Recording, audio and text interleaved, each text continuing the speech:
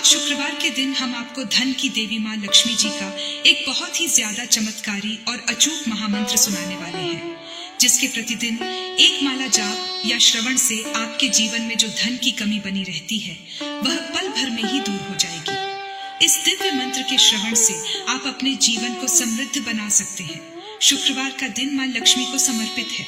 इस दिन माँ लक्ष्मी की विधिवत पूजा और मंत्र श्रवण से भक्तों के जीवन में धन की कमी दूर हो जाती है। इससे घर में सुख, शांति और समृद्धि का आगमन होता है। माँ लक्ष्मी को धन और समृद्धि की देवी बताया गया है। माँ लक्ष्मी को प्रसन्न करने के लिए यह मंत्र एक सिद्ध मंत्र है। तो प्रिय भक्तों, आइए माँ लक्ष्मी के इस महामंत्र को सुन लेते हैं। एक बात ध्यान में रखना कि मंत्र पूरा 108 बार या इससे ज्यादा सुनना है, मतलब कि इस वीडियो को पूरा सुनना है। सुनते सुनते आप ध्यान मग्न हो जाएंगे। आप अपनी दुकान या घर पर कहीं भी इस मंत्र को सुन सकते हैं। हम आशा करते हैं कि आपको शीघ्र ही लाभ मिलेगा। अगर आपको हमारा यह वीडियो पसंद आए तो एक लाइक जरूर करिएगा। हमारे चैनल गुप्त मंत्र को सब्सक्राइब जरूर करिएगा। कमेंट में जय मां लक्ष्मी लिखकर अपनी उपस्थिति जरूर दिखाइएगा। अब मंत्र श्रवण करें। महालक्ष्मी नमस्तुभ्यं नमस्तुभ्यं सुरेश्वरी हरिप्रिय नमस्तुभ्यं नमस्तुभ्यं दयानिधे महालक्ष्मी नमस्तुभ्यं नमस्तुभ्यं सुरेश्वरी हरिप्रिय नमस्तुभ्यं नमस्तुभ्यं दयानिधे महालक्ष्मी नमस्तुभ्यं नमस्तुभ्यं सुरेश्वरी हरिप्रिय नमस्तुभ्यं नमस्तुभ्यं दयानिधे महालक्ष्मी नमस्तुभ्यं नमस्तुभ्यं सुरेश्वरी हरिप्रिय नमस्तुभ्यं नमस्तुभ्यं दयानिधे महालक्ष्मी नमस्तुभ्यं नमस्तुभ्यं सुरेश्वरी हरिप्रिय नमस्तुभ्यं नमस्तुभ्यं दयानिधे महालक्ष्मी नमस्तुभ्यं नमस्तुभ्यं सुरेश्वरी हरिप्रिय नमस्तुभ्यं नमस्तुभ्यं दयानिधे महालक्ष्मी नमस्तुभ्यं नमस्तुभ्यं सुरेश्वरी हरिप्रिय नमस्तुभ्यं नमस्तुभ्यं दयानिधे महालक्ष्मी नमस्तुभ्यं नमस्तुभ्यं सुरेश्वरी हरिप्रिय नमस्तुभ्यं नमस्तुभ्यं दयानिधे महालक्ष्मी नमस्तुभ्यं नमस्तुभ्यं सुरेश्वरी हरिप्रिय नमस्तुभ्यं नमस्तुभ्यं दयानिधे महालक्ष्मी नमस्तुभ्यं नमस्तुभ्यं सुरेश्वरी हरिप्रिय नमस्तुभ्यं नमस्तुभ्यं दयानिधे महालक्ष्मी नमस्तुभ्यं नमस्तुभ्यं सुरेश्वरी हरिप्रिय नमस्तुभ्यं नमस्तुभ्यं दयानिधे महालक्ष्मी नमस्तुभ्यं नमस्तुभ्यं सुरेश्वरी हरिप्रिय नमस्तुभ्यं नमस्तुभ्यं दयानिधे महालक्ष्मी नमस्तुभ्यं नमस्तुभ्यं सुरेश्वरी हरिप्रिय नमस्तुभ्यं नमस्तुभ्यं दयानिधे महालक्ष्मी नमस्तुभ्यं नमस्तुभ्यं सुरेश्वरी हरिप्रिय नमस्तुभ्यं नमस्तुभ्यं दयानिधे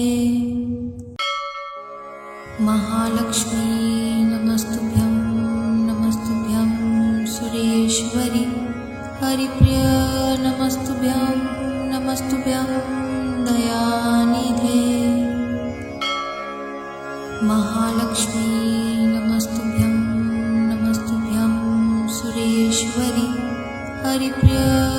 नमस्तुभ्यं नमस्तुभ्यं दयानिधे। महालक्ष्मी नमस्तुभ्यं नमस्तुभ्यं सुरेश्वरी। हरिप्रिय नमस्तुभ्यं नमस्तुभ्यं दयानिधे। महालक्ष्मी नमस्तुभ्यं नमस्तुभ्यं सुरेश्वरी। हरिप्रिय नमस्तुभ्यं नमस्तुभ्यं दयानिधे। महालक्ष्मी नमस्तुभ्यं नमस्तुभ्यं सुरेश्वरी। हरिप्रिय नमस्तुभ्यं नमस्तुभ्यं दयानिधे। महालक्ष्मी नमस्तुभ्यं नमस्तुभ्यं सुरेश्वरी। हरिप्रिय नमस्तुभ्यं नमस्तुभ्यं दयानिधे। महालक्ष्मी नमस्तुभ्यं नमस्तुभ्यं सुरेश्वरी। हरिप्रिय नमस्तुभ्यं नमस्तुभ्यं दयानिधे। महालक्ष्मी नमस्तुभ्यं नमस्तुभ्यं सुरेश्वरी। हरिप्रिय नमस्तुभ्यं नमस्तुभ्यं दयानिधे। महालक्ष्मी नमस्तुभ्यं नमस्तुभ्यं सुरेश्वरी। हरिप्रिय नमस्तुभ्यं नमस्तुभ्यं दयानिधे। महालक्ष्मी नमस्तुभ्यं नमस्तुभ्यं सुरेश्वरी। हरिप्रिय नमस्तुभ्यं नमस्तुभ्यं दयानिधे। महालक्ष्मी नमस्तुभ्यं नमस्तुभ्यं सुरेश्वरी। हरिप्रिय नमस्तुभ्यं नमस्तुभ्यं दयानिधे। महालक्ष्मी नमस्तुभ्यं नमस्तुभ्यं सुरेश्वरी। हरिप्रिय नमस्तुभ्यं नमस्तुभ्यं दयानिधे। महालक्ष्मी नमस्तुभ्यं नमस्तुभ्यं सुरेश्वरी। हरिप्रिय नमस्तुभ्यं नमस्तुभ्यं दयानिधे। महालक्ष्मी नमस्तुभ्यं नमस्तुभ्यं सुरेश्वरी। हरिप्रिय नमस्तुभ्यं नमस्तुभ्यं दयानिधे। महालक्ष्मी नमस्तुभ्यं नमस्तुभ्यं सुरेश्वरी। हरिप्रिय नमस्तुभ्यं नमस्तुभ्यं दयानिधे। महालक्ष्मी नमस्तुभ्यं नमस्तुभ्यं सुरेश्वरी। हरिप्रिय नमस्तुभ्यं नमस्तुभ्यं दयानिधे। महालक्ष्मी नमस्तुभ्यं नमस्तुभ्यं सुरेश्वरी। हरिप्रिय नमस्तुभ्यं नमस्तुभ्यं दयानिधे। महालक्ष्मी नमस्तुभ्यं नमस्तुभ्यं सुरेश्वरी। हरिप्रिय नमस्तुभ्यं नमस्तुभ्यं दयानिधे। महालक्ष्मी नमस्तुभ्यं नमस्तुभ्यं सुरेश्वरी। हरिप्रिय नमस्तुभ्यं नमस्तुभ्यं दयानिधे। महालक्ष्मी नमस्तुभ्यं नमस्तुभ्यं सुरेश्वरी।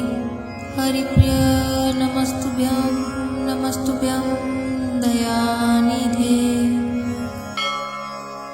महालक्ष्मी नमस्तुभ्यं नमस्तुभ्यं सुरेश्वरी। हरिप्रिय नमस्तुभ्यं नमस्तुभ्यं दयानिधे। महालक्ष्मी नमस्तुभ्यं नमस्तुभ्यं सुरेश्वरी। हरिप्रिय नमस्तुभ्यं नमस्तुभ्यं दयानिधे। महालक्ष्मी नमस्तुभ्यं नमस्तुभ्यं सुरेश्वरी हरिप्रिय नमस्तुभ्यं नमस्तुभ्यं दयानिधे महालक्ष्मी नमस्तुभ्यं नमस्तुभ्यं सुरेश्वरी हरिप्रिय नमस्तुभ्यं नमस्तुभ्यं दयानिधे महालक्ष्मी नमस्तुभ्यं नमस्तुभ्यं सुरेश्वरी हरिप्रिय नमस्तुभ्यं नमस्तुभ्यं दयानिधे महालक्ष्मी नमस्तुभ्यं नमस्तुभ्यं सुरेश्वरी हरिप्रिय नमस्तुभ्यं नमस्तुभ्यं दयानिधे महालक्ष्मी नमस्तुभ्यं नमस्तुभ्यं सुरेश्वरी हरिप्रिय नमस्तुभ्यं नमस्तुभ्यं दयानिधे महालक्ष्मी नमस्तुभ्यं नमस्तुभ्यं सुरेश्वरी हरिप्रिय नमस्तुभ्यं नमस्तुभ्यं दयानिधे महालक्ष्मी नमस्तुभ्यं नमस्तुभ्यं सुरेश्वरी हरिप्रिय नमस्तुभ्यं नमस्तुभ्यं दयानिधे महालक्ष्मी नमस्तुभ्यं नमस्तुभ्यं सुरेश्वरी हरिप्रिय नमस्तुभ्यं नमस्तुभ्यं दयानिधे महालक्ष्मी नमस्तुभ्यं नमस्तुभ्यं सुरेश्वरी हरिप्रिय नमस्तुभ्यं नमस्तुभ्यं दयानिधे महालक्ष्मी नमस्तुभ्यं नमस्तुभ्यं सुरेश्वरी हरिप्रिय नमस्तुभ्यं नमस्तुभ्यं दयानिधे महालक्ष्मी नमस्तुभ्यं नमस्तुभ्यं सुरेश्वरी हरिप्रिय नमस्तुभ्यं नमस्तुभ्यं दयानिधे महालक्ष्मी नमस्तुभ्यं नमस्तुभ्यं सुरेश्वरी हरिप्रिय नमस्तुभ्यं नमस्तुभ्यं दयानिधे महालक्ष्मी नमस्तुभ्यं नमस्तुभ्यं सुरेश्वरी हरिप्रिय नमस्तुभ्यं नमस्तुभ्यं दयानिधे महालक्ष्मी नमस्तुभ्यं नमस्तुभ्यं सुरेश्वरी हरिप्रिय नमस्तुभ्यं नमस्तुभ्यं दयानिधे महालक्ष्मी नमस्तुभ्यं नमस्तुभ्यं सुरेश्वरी हरिप्रिय नमस्तुभ्यं नमस्तुभ्यं दयानिधे महालक्ष्मी नमस्तुभ्यं नमस्तुभ्यं सुरेश्वरी हरिप्रिय नमस्तुभ्यं नमस्तुभ्यं दयानिधे महालक्ष्मी नमस्तुभ्यं नमस्तुभ्यं सुरेश्वरी हरिप्रिय नमस्तुभ्यं नमस्तुभ्यं दयानिधे महालक्ष्मी नमस्तुभ्यं नमस्तुभ्यं सुरेश्वरी हरिप्रिय नमस्तुभ्यं नमस्तुभ्यं दयानिधे महालक्ष्मी नमस्तुभ्यं नमस्तुभ्यं सुरेश्वरी हरिप्रिय नमस्तुभ्यं नमस्तुभ्यं दयानिधे महालक्ष्मी नमस्तुभ्यं नमस्तुभ्यं सुरेश्वरी हरिप्रिय नमस्तुभ्यं नमस्तुभ्यं दयानिधे महालक्ष्मी नमस्तुभ्यं नमस्तुभ्यं हरिप्रिय नमस्तुभ्यं नमस्तुभ्यं दयानिधे महालक्ष्मी नमस्तुभ्यं नमस्तुभ्यं सुरेश्वरी हरिप्रिय नमस्तुभ्यं नमस्तुभ्यं दयानिधे महालक्ष्मी नमस्तुभ्यं नमस्तुभ्यं सुरेश्वरी हरिप्रिय नमस्तुभ्यं नमस्तुभ्यं दयानिधे महालक्ष्मी नमस्तुभ्यं नमस्तुभ्यं सुरेश्वरी हरिप्रिय नमस्तुभ्यं नमस्तुभ्यं दयानिधे महालक्ष्मी नमस्तुभ्यं नमस्तुभ्यं सुरेश्वरी हरिप्रिय नमस्तुभ्यं नमस्तुभ्यं दयानिधे महालक्ष्मी नमस्तुभ्यं नमस्तुभ्यं सुरेश्वरी हरिप्रिय नमस्तुभ्यं नमस्तुभ्यं दयानिधे महालक्ष्मी नमस्तुभ्यं नमस्तुभ्यं सुरेश्वरी हरिप्रिय नमस्तुभ्यं नमस्तुभ्यं दयानिधे महालक्ष्मी नमस्तुभ्यं नमस्तुभ्यं सुरेश्वरी हरिप्रिय नमस्तुभ्यं नमस्तुभ्यं दयानिधे महालक्ष्मी नमस्तुभ्यं नमस्तुभ्यं सुरेश्वरी हरिप्रिय नमस्तुभ्यं नमस्तुभ्यं दयानिधे महालक्ष्मी नमस्तुभ्यं नमस्तुभ्यं सुरेश्वरी हरिप्रिय नमस्तुभ्यं नमस्तुभ्यं दयानिधे महालक्ष्मी नमस्तुभ्यं नमस्तुभ्यं सुरेश्वरी हरिप्रिय नमस्तुभ्यं नमस्तुभ्यं दयानिधे महालक्ष्मी नमस्तुभ्यं नमस्तुभ्यं सुरेश्वरी हरिप्रिय नमस्तुभ्यं नमस्तुभ्यं दयानिधे महालक्ष्मी नमस्तुभ्यं नमस्तुभ्यं सुरेश्वरी हरिप्रिय नमस्तुभ्यं नमस्तुभ्यं दयानिधे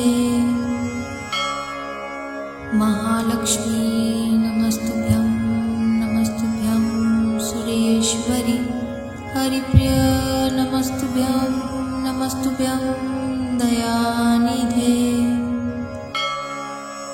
महालक्ष्मी नमस्तुभ्यं नमस्तुभ्यं सुरेश्वरी हरिप्रिय नमस्तुभ्यं नमस्तुभ्यं दयानिधे महालक्ष्मी नमस्तुभ्यं नमस्तुभ्यं सुरेश्वरी हरिप्रिय नमस्तुभ्यं नमस्तुभ्यं दयानिधे महालक्ष्मी नमस्तुभ्यं नमस्तुभ्यं सुरेश्वरी हरिप्रिय नमस्तुभ्यं नमस्तुभ्यं दयानिधे महालक्ष्मी नमस्तुभ्यं नमस्तुभ्यं सुरेश्वरी हरिप्रिय नमस्तुभ्यं नमस्तुभ्यं दयानिधे महालक्ष्मी नमस्तुभ्यं नमस्तुभ्यं सुरेश्वरी हरिप्रिय नमस्तुभ्यं नमस्तुभ्यं दयानिधे महालक्ष्मी नमस्तुभ्यं नमस्तुभ्यं सुरेश्वरी हरिप्रिय नमस्तुभ्यं नमस्तुभ्यं दयानिधे महालक्ष्मी नमस्तुभ्यं नमस्तुभ्यं सुरेश्वरी हरिप्रिय नमस्तुभ्यं नमस्तुभ्यं दयानिधे। महालक्ष्मी नमस्तुभ्यं नमस्तुभ्यं सुरेश्वरी। हरिप्रिय नमस्तुभ्यं नमस्तुभ्यं दयानिधे। महालक्ष्मी नमस्तुभ्यं नमस्तुभ्यं सुरेश्वरी। हरिप्रिय नमस्तुभ्यं नमस्तुभ्यं दयानिधे। महालक्ष्मी नमस्तुभ्यं नमस्तुभ्यं सुरेश्वरी। हरिप्रिय नमस्तुभ्यं नमस्तुभ्यं दयानिधे। महालक्ष्मी नमस्तुभ्यं नमस्तुभ्यं सुरेश्वरी। हरिप्रिय नमस्तुभ्यं नमस्तुभ्यं दयानिधे। महालक्ष्मी नमस्तुभ्यं नमस्तुभ्यं सुरेश्वरी। हरिप्रिय नमस्तुभ्यं नमस्तुभ्यं दयानिधे। महालक्ष्मी नमस्तुभ्यं नमस्तुभ्यं सुरेश्वरी। हरिप्रिय नमस्तुभ्यं नमस्तुभ्यं दयानिधे। महालक्ष्मी नमस्तुभ्यं नमस्तुभ्यं सुरेश्वरी। हरिप्रिय नमस्तुभ्यं नमस्तुभ्यं दयानिधे। महालक्ष्मी नमस्तुभ्यं नमस्तुभ्यं सुरेश्वरी।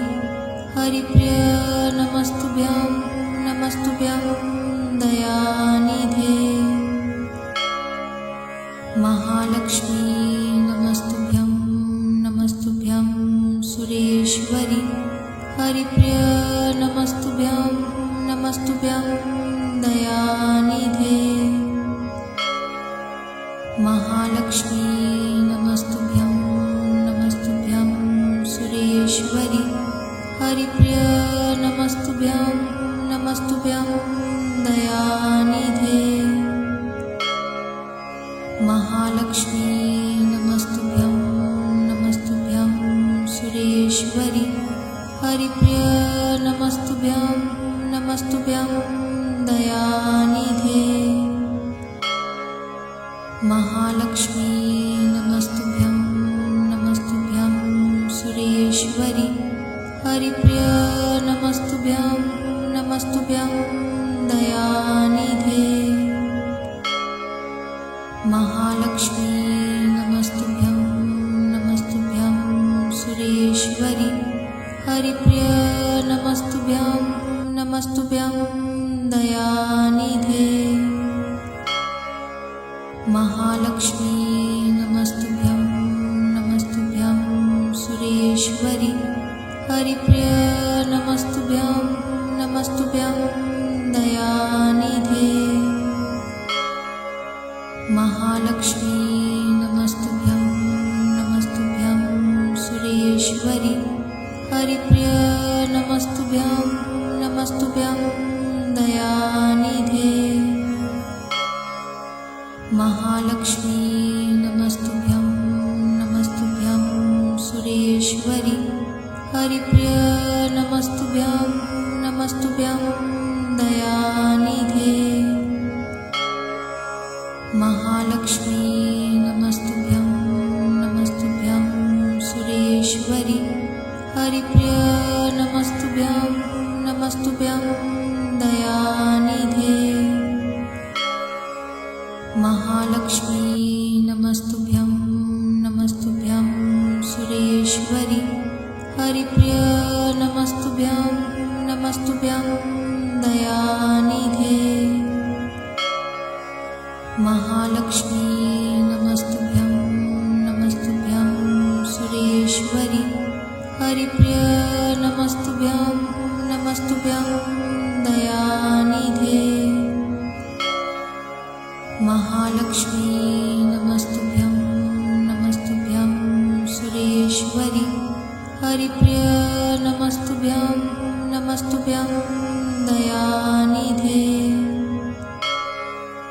महालक्ष्मी नमस्तुभ्यं नमस्तुभ्यं सुरेश्वरी हरिप्रिय नमस्तुभ्यं नमस्तुभ्यं दयानिधे महालक्ष्मी नमस्तुभ्यं नमस्तुभ्यं सुरेश्वरी हरिप्रिय नमस्तुभ्यं नमस्तुभ्यं दयानिधे महालक्ष्मी नमस्तुभ्यं नमस्तुभ्यं सुरेश्वरी हरिप्रिय नमस्तुभ्यं नमस्तुभ्यं दयानिधे महालक्ष्मी नमस्तुभ्यं नमस्तुभ्यं सुरेश्वरी हरिप्रिय नमस्तुभ्यं नमस्तुभ्यं दयानिधे महालक्ष्मी नमस्तुभ्यं नमस्तुभ्यं सुरेश्वरी हरिप्रिय नमस्तुभ्यं नमस्तुभ्यं दयानिधे महालक्ष्मी नमस्तुभ्यं नमस्तुभ्यं सुरेश्वरी हरिप्रिय नमस्तुभ्यं नमस्तुभ्यं दयानिधे महालक्ष्मी नमस्तुभ्यं नमस्तुभ्यं सुरेश्वरी हरिप्रिय नमस्तुभ्यं नमस्तुभ्यं दयानिधे महालक्ष्मी नमस्तुभ्यं नमस्तुभ्यं सुरेश्वरी हरिप्रिय नमस्तुभ्यं नमस्तुभ्यं दयानिधे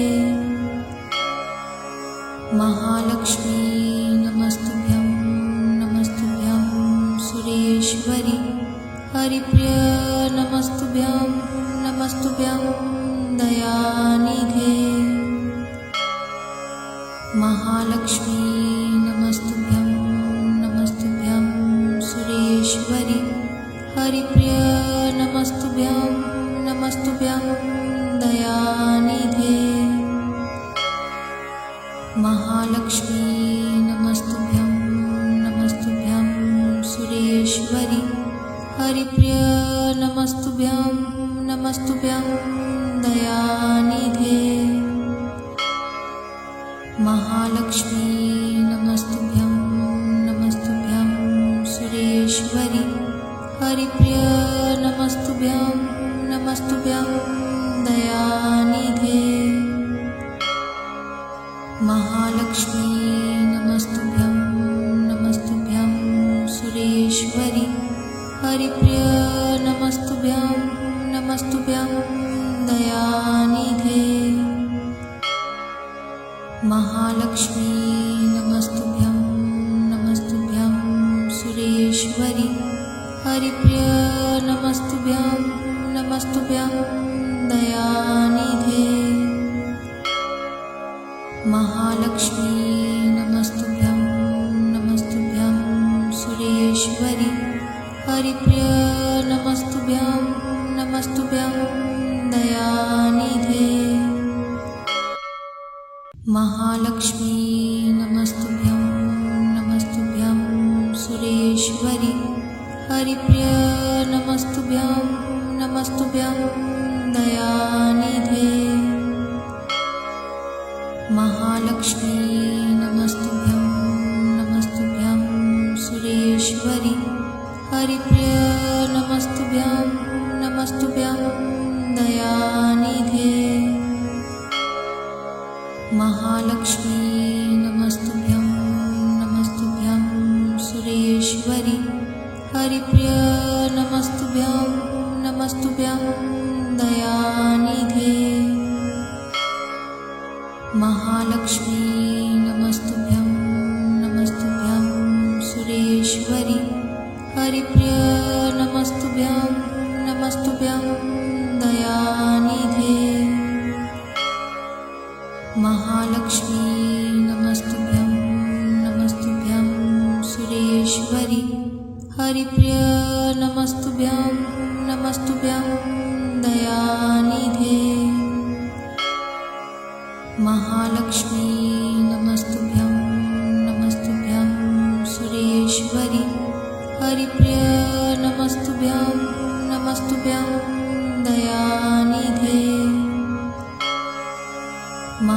महालक्ष्मी नमस्तुभ्यं नमस्तुभ्यं सुरेश्वरी हरिप्रिय नमस्तुभ्यं नमस्तुभ्यं दयानिधे महालक्ष्मी नमस्तुभ्यं नमस्तुभ्यं सुरेश्वरी हरिप्रिय नमस्तुभ्यं नमस्तुभ्यं दयानिधे महालक्ष्मी नमस्तुभ्यं नमस्तुभ्यं सुरेश्वरी हरिप्रिय नमस्तुभ्यं नमस्तुभ्यं दयानिधे महालक्ष्मी नमस्तुभ्यं नमस्तुभ्यं सुरेश्वरी हरिप्रिय नमस्तुभ्यं नमस्तुभ्यं दयानिधे महालक्ष्मी नमस्तुभ्यं नमस्तुभ्यं सुरेश्वरी हरिप्रिय नमस्तुभ्यं नमस्तुभ्यं दयानिधे महालक्ष्मी नमस्तुभ्यं नमस्तुभ्यं सुरेश्वरी हरिप्रिय नमस्तुभ्यं नमस्तुभ्यं दयानिधे महालक्ष्मी नमस्तुभ्यं नमस्तुभ्यं सुरेश्वरी हरिप्रिय नमस्तुभ्यं नमस्तुभ्यं दयानिधे महालक्ष्मी नमस्तुभ्यं नमस्तुभ्यं सुरेश्वरी हरिप्रिय नमस्तुभ्यं नमस्तुभ्यं दयानिधे महालक्ष्मी नमस्तुभ्यं नमस्तुभ्यं सुरेश्वरी हरिप्रिय नमस्तुभ्यं नमस्तुभ्यं दयानिधे महालक्ष्मी नमस्तुभ्यं नमस्तुभ्यं सुरेश्वरी हरिप्रिय नमस्तुभ्यं नमस्तुभ्यं दयानिधे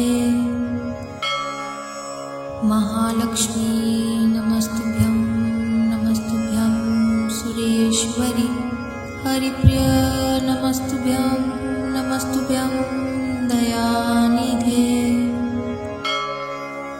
महालक्ष्मी नमस्तुभ्यं नमस्तुभ्यं सुरेश्वरी हरिप्रिय नमस्तुभ्यं नमस्तुभ्यं दयानिधे महालक्ष्मी नमस्तुभ्यं नमस्तुभ्यं सुरेश्वरी हरिप्रिय नमस्तुभ्यं नमस्तुभ्यं दयानिधे महालक्ष्मी नमस्तुभ्यं नमस्तुभ्यं सुरेश्वरी हरिप्रिय नमस्तुभ्यं नमस्तुभ्यं दयानिधे महालक्ष्मी नमस्तुभ्यं नमस्तुभ्यं सुरेश्वरी हरिप्रिय नमस्तुभ्यं नमस्तुभ्यं दयानिधे महालक्ष्मी नमस्तुभ्यं नमस्तुभ्यं सुरेश्वरी हरिप्रिय नमस्तुभ्यं नमस्तुभ्यं दयानिधे महालक्ष्मी नमस्तुभ्यं नमस्तुभ्यं सुरेश्वरी हरिप्रिय नमस्तुभ्यं नमस्तुभ्यं दयानिधे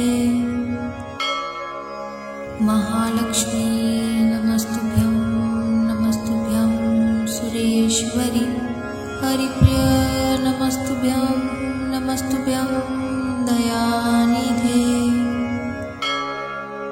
महालक्ष्मी नमस्तुभ्यं नमस्तुभ्यं सुरेश्वरी हरिप्रिय नमस्तुभ्यं नमस्तुभ्यं दयानिधे